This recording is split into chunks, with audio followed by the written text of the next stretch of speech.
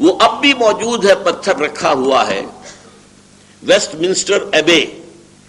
Waste minister ان کی parliament کی عمارت ہے، اس پارلیمنٹ کے ساتھ ایک چرچ ہے ویسٹ منسٹر ایبے. اسی ایبے میں جا کر کوئی پرنس کی شادی ہوتی ہے، اسی طرح کرسی پہ بیٹھ کر انگریزوں کا حکمران جو ہے اس کی تاج پوشی کی جاتی ہے. یہ ابھی تک روایت چلی آ رہی ہے.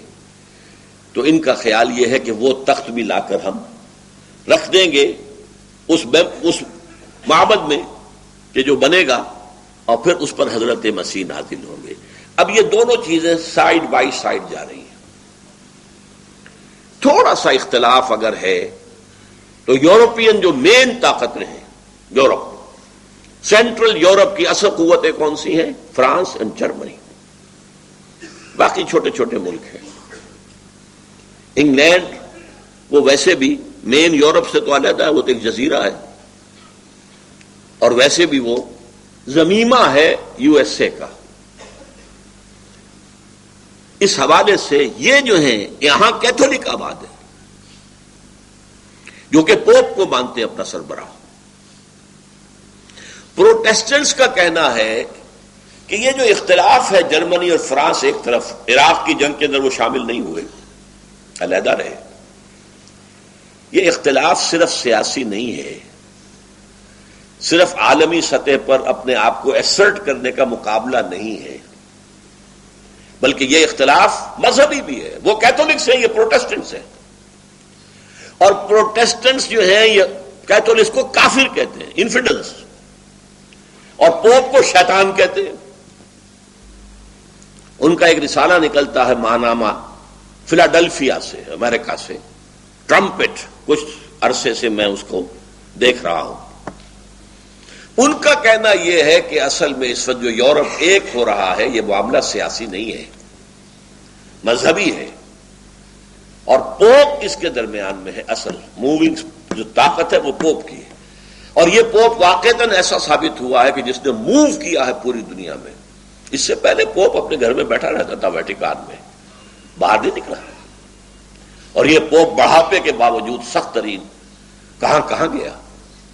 یہ چاہتا ہے ہولی رومن امپائر دوبارہ دنیا میں ریوائیو کرنا.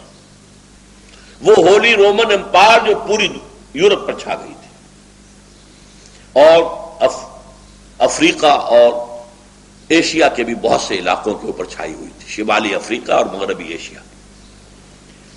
اس ہولی رومن امپائر کو قائم کر کے، اور یہ یورپ کی قوتیں جو ہیں یہ چاہتی ہیں کہ یہ فلسطین کو فتح کرے، اسرائیل بھی ختم، پیلسٹینین اسٹیٹ بھی ختم کرے، اور ایک رومن کیتھولک حکومت وہاں پر قائم کرے.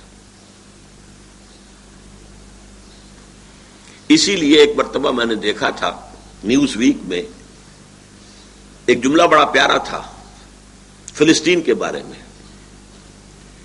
To small a geography but too big a history. 5000 سال کی تاریخ اس سے وابستہ ہے. یہی حضرت ابراہیم تھے، اسحاق تھے، یعقوب تھے. اس یہودیوں کا بھی مقدس ترین مقام یہی ہے. عیسائیوں میں حضرت عیسیٰ یہیں پیدا ہوئے، یہیں سولی چڑھے ان کے عقیدے کے مطابق، یہیں انہوں نے تبلیغ کی، گیلیلی اور مختلف علاقوں میں. لہذا یہ عیسائیوں کا بھی صدر بہت محترم مقام ہے. مسلمانوں کا بھی ہے، وہ حرم کہتے ہیں. تیسرا حرم یہ ہے، پہلا حرم حرم مکی، دوسرا حرم حرم مدنی، تیسرا حرم حرم الحرم الشریف، یہ مسجد اقصی. یہاں سے حضرت محمد صلی اللہ علیہ وسلم کا اسینٹ ٹو دی ہیون، آسمان کی طرف ان کی جو بلند جانے کا معاملہ تھا، یہاں سے شروع ہوا تھا. لہذا ٹو اسمال جیوگرافی ہے کتنا؟ ہماری ریاست بھاولپور جو ہوتی تھی اتنا ہے کل، اس سے زیادہ رقبہ نہیں ہے. لیکن تاریخ اور مذاہب کا کانفلوئنس. لہذا اب آپ دیکھیے، یہودیوں کا نقشہ یہ ہے، عیسائیوں کا نقشہ یہ ہے، کیتھولکس کا نقشہ یہ ہے کہ وہ یہاں ایک رومن جیسے انہوں نے تیمور وہاں اس کو تقسیم کرا کر اور وہاں ایک رومن کیتھولک حکومت قائم کی ہے. نائجیریا میں جو شدید ترین فساد مسلمانوں میں اور عیسائیوں میں ہوئے ہیں وہاں بھی عیسائیوں کا اصل مقصد ایک رومن کیتھولک حکومت قائم کرنا ہے. اور پروٹیسٹنٹس کا یہ الزام ہے، میں نے ایک مرتبہ دکھایا بھی تھا اس جو ٹرمپٹ کا ایک مضمون، اس نے عنوان قائم کیا تھا دی لاسٹ کروسیڈ، آخری کروسیڈ اب ہونے والا ہے، ساری یورپی قوتیں جمع ہو کر حملہ کریں گی اور یہاں عیسائی حکومت قائم کریں گی. کروسیڈ کس لیے تھا؟ اور نوٹ کیجئے پہلے کروسیڈ کب شروع ہوئے تھے؟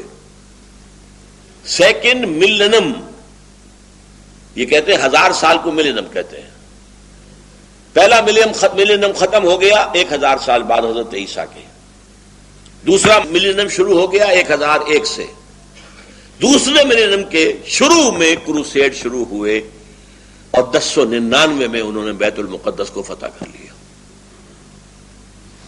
اب یہ تھرڈ ملینم شروع ہوا ہے نا 2000 سال کے بعد، 2001 سے شروع ہو گیا ہے تھرڈ ملینم، اور اس کے شروع میں یہ آخری کروسیڈ ہوگا کہ یورپ کے رومن کیتھولک قوتیں فلسطین پر حملہ آور ہوں گی اور یہاں ایک رومن کیتھولک حکومت قائم کرنا چاہیں گے. یہ ہے مذہبی خطبت. اور اس میں ایک بات آخری اور نوٹ کر لیجئے، رومن کیتھولکس کا اور پروٹیسٹنٹس کا آپس میں مذہبی کتنا ہی اختلاف ہو، اور فرانس کا اور جرمنی کا سیاسی اور عسکری اعتبار سے امریکہ سے کتنا ہی اختلاف ہو، ایک چیز پر وہ متفق ہے. ایک تو فلسطین کو ٹوٹل کو آزاد کرانا مسلمانوں سے، اور نمبر 2 مسلمانوں کے اندر جو یہ دماغ میں خناس پیدا ہو گیا ہے کہ ہمارا ایک نظام ہے، ہم اپنا نظام قائم کریں گے، اس کو ختم کرنا، واش آؤٹ کرنا. اس پس منظر میں اب آپ ایک بات سوچئے، بہت اہم بات ہے. صدر بش نے بھی کہا اور بھی کہتے ہیں Americans, we are not against Islam, we are not going to war against Islam, we want a war within Islam. اس کا کیا مطلب ہے؟ اسلام 2 ہے، ایک اسلام مذہب ہے، ایک خدا کو مانتے ہیں، اس کی نماز پڑھتے ہیں، اس کے حکم پر روزہ رکھتے ہیں، اس کے حکم کے مطابق حج کرتے ہیں، عمرہ کرتے ہیں، زکوٰۃ بھی دیتے ہیں جن کو اللہ توفیق دیتا ہے. ان کے عقائد ہیں، ان کے کچھ سیریمنیز ہیں، عیدیں ہیں، عید الاضحیٰ ہے، عید الفطر ہے، ان کے کچھ سوشل کسٹمز ہیں، ریچولز ہیں. بچہ پیدا ہوتا ہے تو عقیقہ کرتے ہیں، شادی کرنی ہو تو نکاح ہوتا ہے، اور نمبر 3 کوئی مر جائے تو دفن کرتے ہیں، جلاتے نہیں ہیں. یہ ہے مذہب. شراب نہیں پیتے، سور نہیں کھاتے، یہ مذہب ہے. ایک اسلام ہے دین، اس کا ایک سیاسی نظام ہے، اس کا ایک معاشی نظام ہے، اس کا ایک سماجی نظام. ہماری ساری جنگ اسلام ایز اے دین کے خلاف ہے، اسلام ایز اے مذہب کے خلاف نہیں ہے.